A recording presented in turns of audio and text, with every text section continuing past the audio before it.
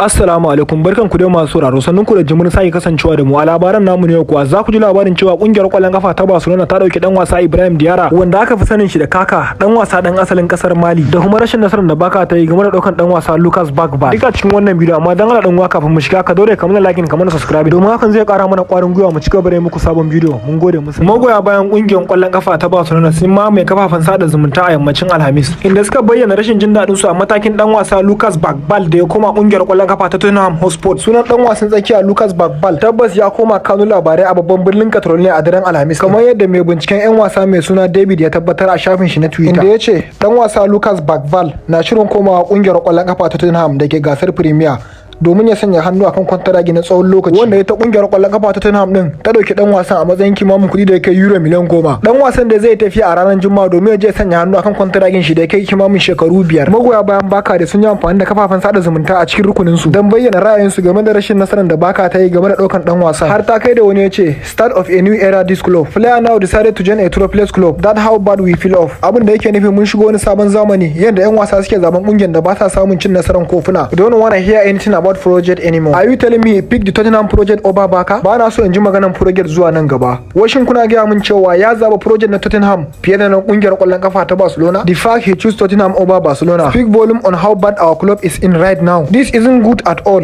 Manufarsa shine gaskiya da ya zabi Tottenham akan Barcelona. Hakan ya ƙara muryan cewa yadda rashin kyawun club din take. Mun gode da sauraro. Wannan channel ne na magoya bayan kungiyar kwallon kafa ta Barcelona. Domin kasancewa ɗaya daga cikin mu shine ka danna liking, ka danna subscribing, kana ka danna alaman ƙararrawa. Domin hakan ne kawai zai baka daman kasancewa ɗaya daga cikin mu. Da zarar mun daura sabon bidiyo akan kungiyar kwallon kafa ta Barcelona za a sanar da kai.